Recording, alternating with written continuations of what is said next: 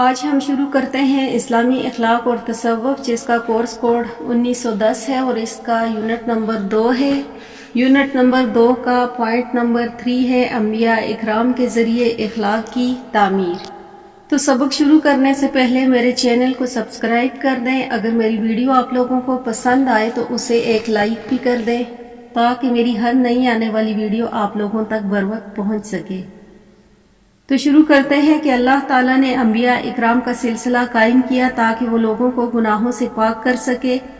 اللہ تعالیٰ نے بنی نوع انسان کے لیے زندگی کی جس نوعیت کو انبیاء و مرسلین کے ذریعے بیان فرمایا، اس کا اجتماعی معاشرتی زندگی کے ساتھ گہرا ربط موجود ہے۔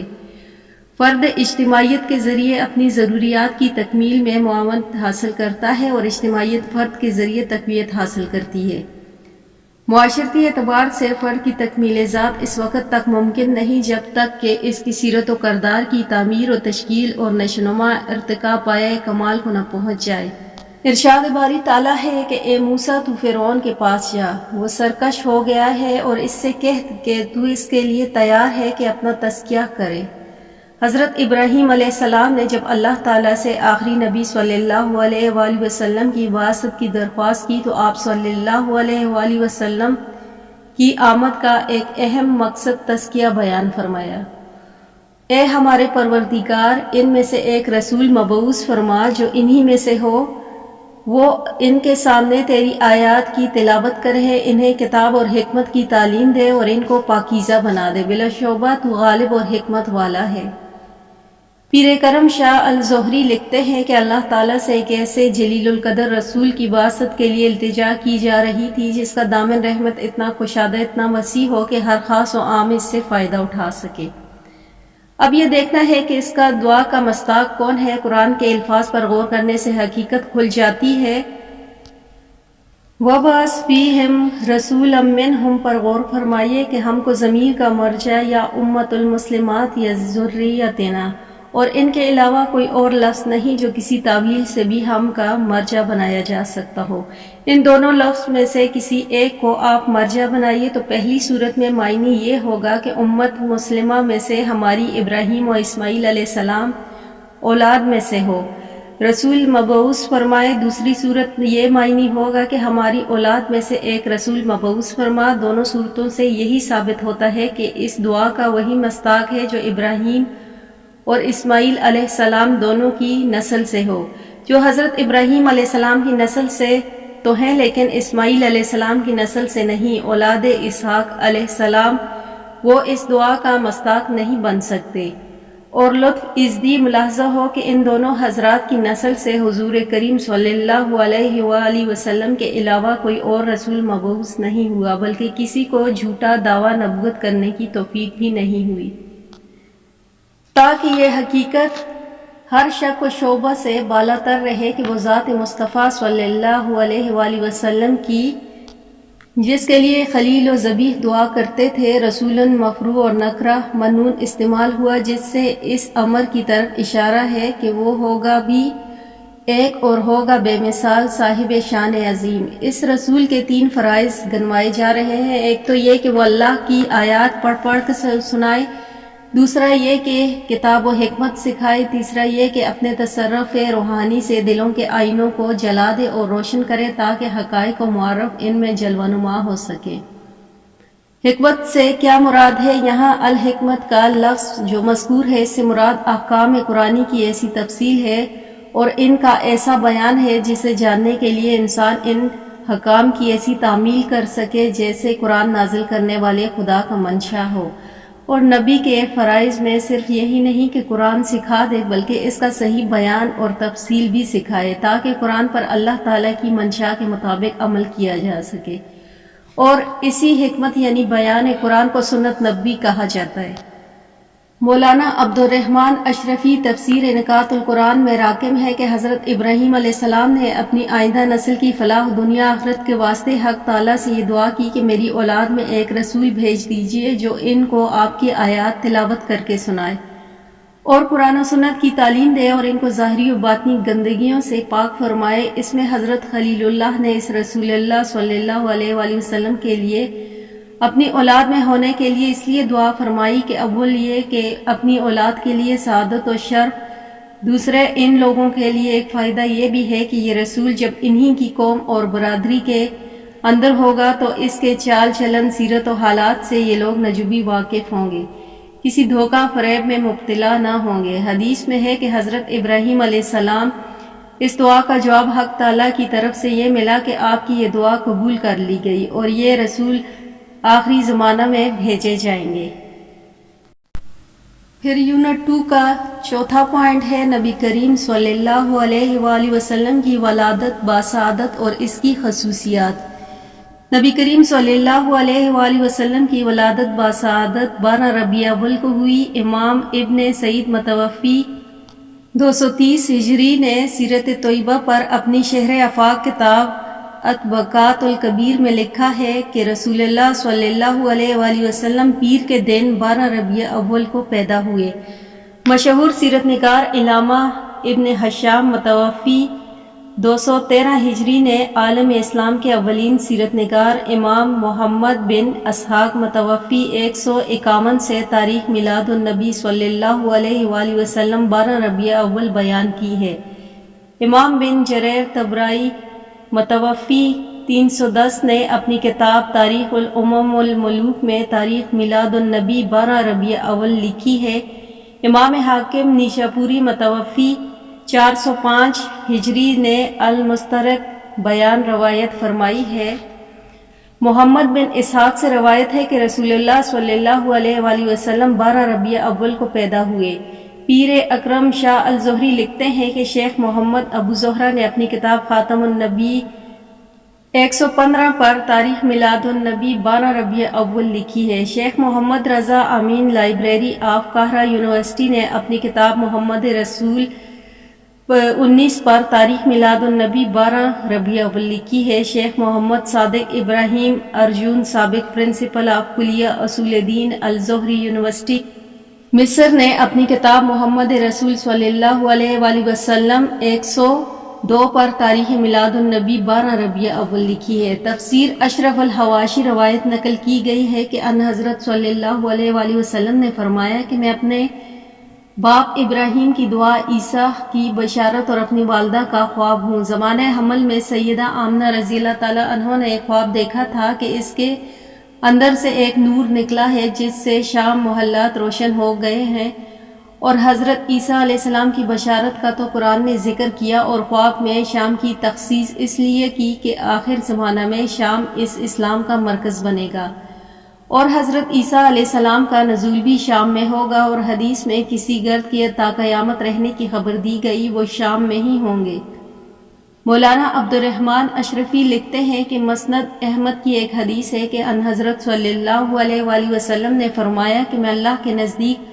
خاتم النبیین اس وقت تھا جبکہ آدم علیہ السلام پیدا بھی نہیں ہوئے تھے بلکہ ان کا خمیر تیار ہو رہا تھا،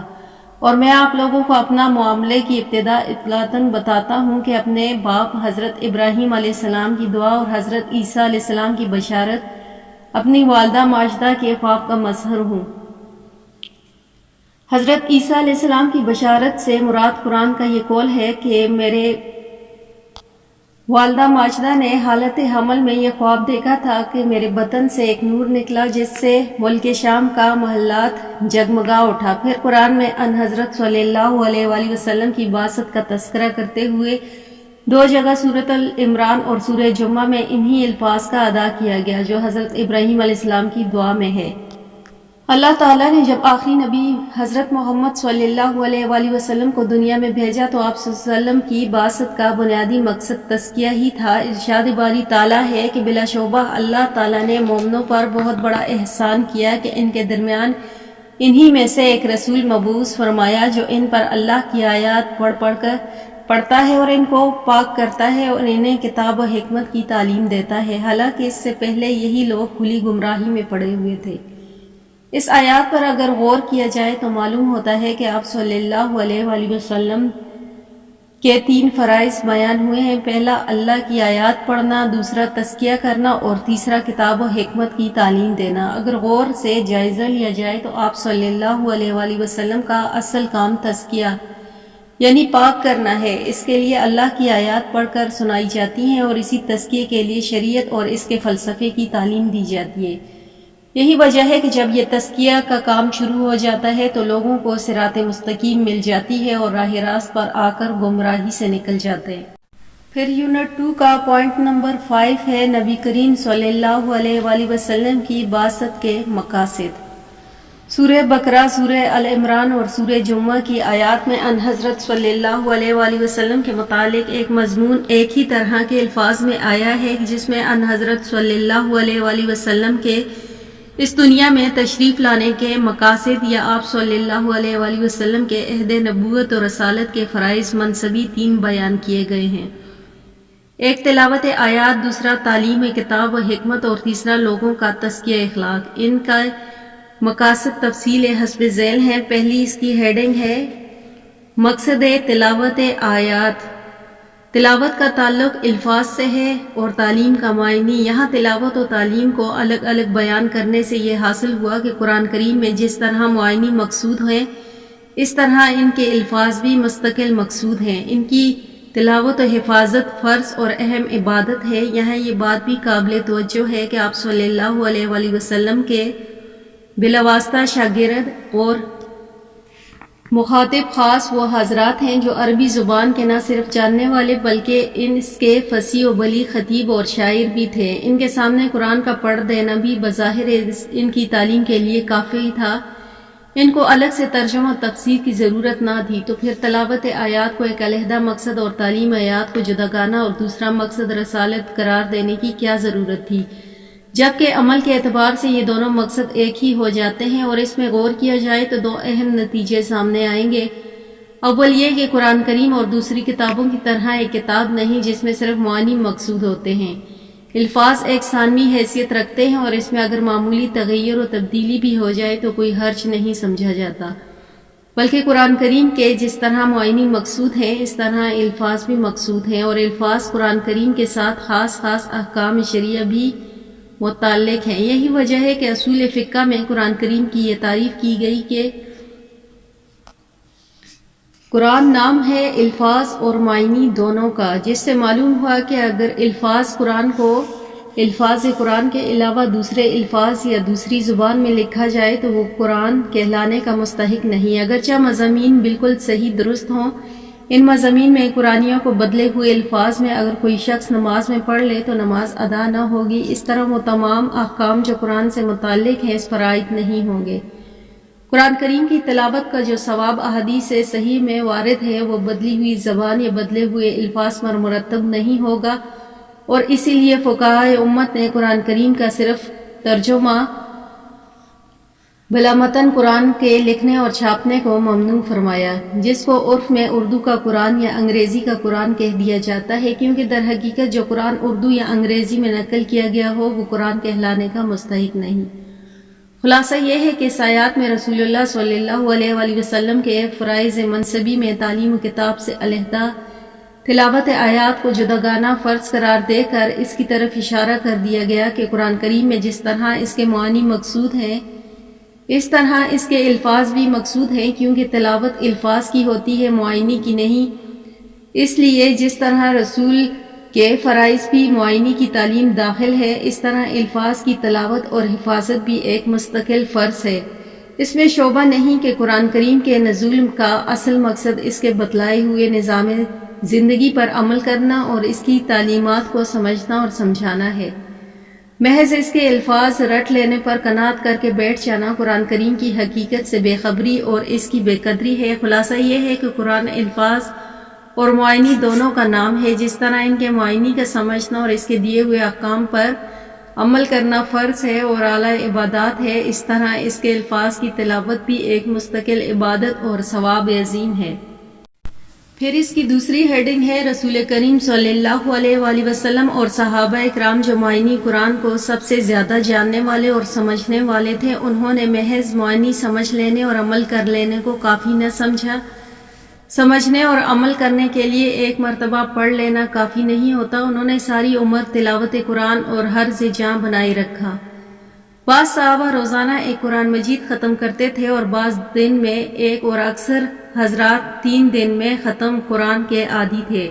اور ہر ہفتے میں قرآن ختم کرنے کا تو پوری امت کا معمول رہا۔ اس طرح تلاوت آیات کے فرض کے ساتھ تعلیم کتاب کو جداگانہ فرض قرار دینے سے ایک اہم نتیجہ یہ نکلا کہ قرآن فہمی کے لیے صرف عربی زبان کا جان لینا کافی نہیں، بلکہ تعلیم رسول صلی اللہ علیہ وآلہ وسلم کی بھی ضروریات ہے، جیسا کہ تمام علوم و فنون میں یہ بات معلوم ہے کہ کس فن کی کتاب کے مفہوم کو سمجھنے کے لیے محض اس کتاب کی زبان جاننا بلکہ زبان کا ماہر ہونا بھی کافی نہیں، جب تک کہ اس زبان کو کسی ماہر استاد سے حاصل نہ کیا جا سکے۔ مثلا آج کل ہومیوپیتھک اور ایلوپیتھک کی کتابیں انگریزی زبان میں ہیں، لیکن ہر شخص جانتا ہے کہ محض انگریزی زبان میں مہارت پیدا کر لینے اور طب کی کتابوں کا مطالعہ کر لینے سے کوئی شخص ڈاکٹر نہیں بن سکتا، انجینئرنگ کی کتابیں پڑھنے سے کوئی انجینئر نہیں بن سکتا۔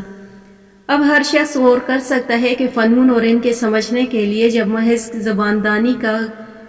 کافی نہیں، تعلیم استاد کی ضرورت ہے، تو مضامین قرآن جو علوم علیہ سے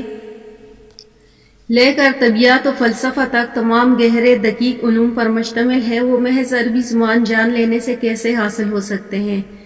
غرض یہ ہے کہ قرآن کریم نے ایک طرف تو رسول اللہ صلی اللہ علیہ وآلہ وسلم کے فرائض میں تلاوت آیات کو ایک مستقل فرض قرار دیا،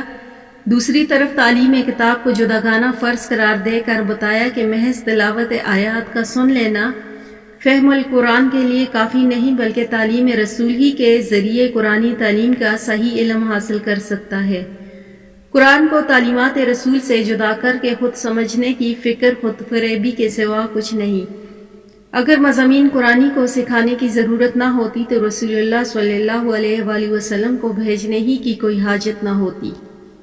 تعلیم کتاب کے ساتھ آپ صلی اللہ علیہ وآلہ وسلم کے فرائض میں دوسری چیز تعلیم حکمت بھی رکھی گئی۔ حکمت کے عربی زبان کے اعتبار سے اگرچہ کئی معنی ہو سکتے ہیں، لیکن اس آیات میں اس کے ہم معنی دوسری آیات میں صحابہ و تابعین نے حکمت کی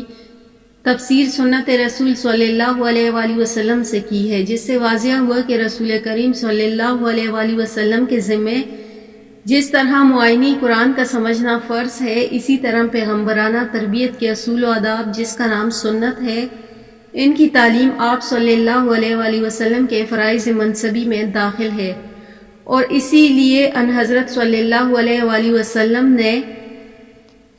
فرمایا کہ انما بعثوا معلما، اور یہ ظاہر ہے کہ جب آپ کا مقصد معلم ہونا ہے تو آپ کی امت کا مقصد متعلم اور طالب علم ہونا لازمی ہے۔ اس لیے ہر مسلمان عورت بحیثیت مسلمان ہونے کے ایک طالب علم ہونا چاہیے جن کو تعلیمات رسول کریم صلی اللہ علیہ وآلہ وسلم سے لگن ہو۔ پھر اس کی اگلی ہیڈنگ ہے مقصد تزکیہ۔ تیسرا فرض آپ صلی اللہ علیہ وآلہ وسلم کے فرائض منصب میں تزکیہ ہے، جس کا معنی ظاہری و باطنی نجاست سے پاک کرنا۔ ظاہری نجاست سے تو عام مسلمان واقف ہیں، باطنی نجاست کفر و شرک، اعتقاد و فاسد، تکبر، حسد، بغض اور حب دنیا وغیرہ ہے۔ اگرچہ علمی طور پر قرآن و سنت کی تعلیم میں ان سب چیزوں کا بیان آ گیا، لیکن تزکیے کو آپ صلی اللہ علیہ وآلہ وسلم جداگانہ فرض نبوت قرار دے کر ان کی طرف اشارہ کر دیا کہ جس طرح محض الفاظ کے سمجھنے سے کوئی فن حاصل نہیں ہوتا، اسی طرح نظر علمی طور پر فن حاصل ہو جانے سے اس کا استعمال اور کمال حاصل نہیں ہوتا جب تک کسی مربی کے زیر نظر اس کی مشق کر کے عادت نہ ڈالے۔ سلوک و تصوف میں کسی شیخ کامل کی تربیت کا یہی مقام ہے کہ قرآن و سنت میں جن احکام کو عملی طور پر بیان کیا گیا ان کی عملی طور پر عادت ڈالی جائے۔ الغرض حضرت علیہ السلام نے جن مقاصد کے لیے دعا فرمائی اور رسول کریم صلی اللہ علیہ وآلہ وسلم کو ان کی تکمیل کے لیے بھیجا گیا،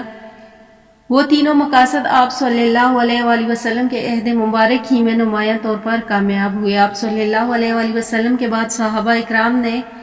ان کو مشرق سے مغرب اور جنوب سے شمال تک ساری دنیا